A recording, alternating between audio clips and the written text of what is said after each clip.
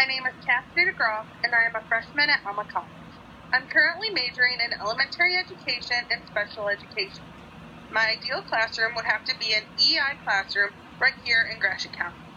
In addition to attending Alma College full-time, I'm taking summer classes at Mid-Michigan Community College as well as working 2 jobs. In my free time, I enjoy riding horses, spending time with friends and family, and going camping.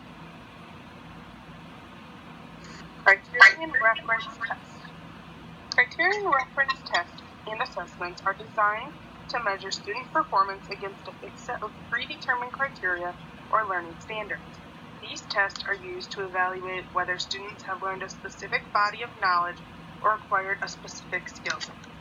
One example of this is the Bergantz test.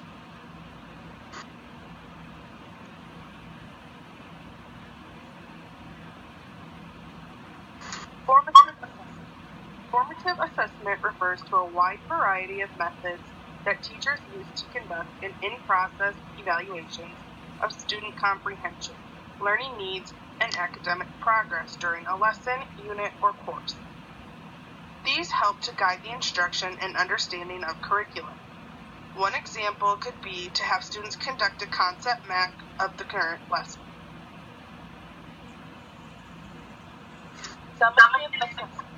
Summative assessments are used to evaluate student learning, skill acquisition, and academic achievement at the conclusion of a defined instructional period, typically at the end of a project, unit, course, semester, program, or school year.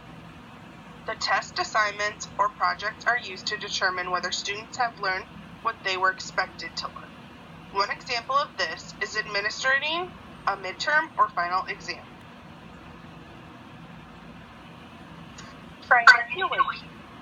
Triangulation is used by teachers to collect data about student learning in 3 ways.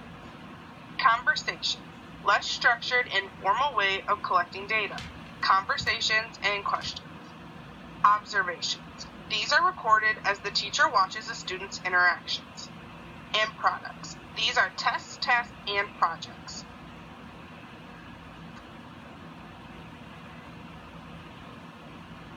The reading comprehension assessment. Step 1. The teacher and student will take a seat in a quiet setting. 2. Teacher will provide the student with a testing book with different reading passages. 3. The student will read each passage aloud to the teacher. 4. The teacher will ask the student 5 questions provided in the teacher testing booklet about the passage. 5. Teacher should document the number of questions answered correctly. 6. Student will continue reading passages until they are unable to complete questions with an 80% accuracy level. 7. Teacher will document results in student files of current reading level. 8. Procedure will occur towards the end of the time period to measure improvement. Results of time. Based on the data collected from the Bergantz Comprehension Assessment, Student A has a 6th grade reading level. This is when she is no longer 80% proficient within the test. This data tells us that we should implement a curriculum that will help her improve from a 6th grade level. Results relevant to instruction. Based on the results, Student A is at a 6th grade reading level, which is 1 grade level behind the rest of her classes. Based on my observations, the individual's test data, and my experience talking with Student A, I believe that tests should be read aloud to students as well as additional explanation of questions when needed. We should work on bringing A up from a 6th grade reading level to a 7th grade level. Sample learning. After talking with Student A and learning about her interests, I learned that she likes nonfiction books primarily involving adventure. I will have Student A read The Adventure of the Speckled Band Part 1, which is a level Z2 book and aimed for levels 6th and 7th grade. This book also has 2 more parts which get more challenging as you read. I will give Student A a reading guide to fill out while she reads the book, followed by chapter activities such as quizzes, worksheets, and interactive games. At the end of the book, I will test her knowledge and comprehension with a guided practice, oral questions, and a book report project. Student A will then have the opportunity to continue reading parts 2 and 3 of the book or select another book.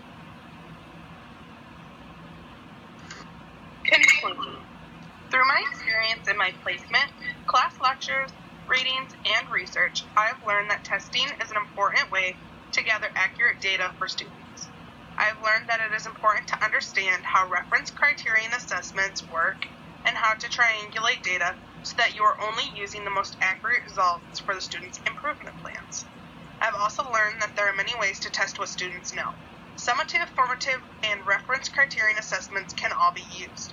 I have also learned how to create and develop a reading comprehension lesson to improve a student's abilities by using their strengths and interest.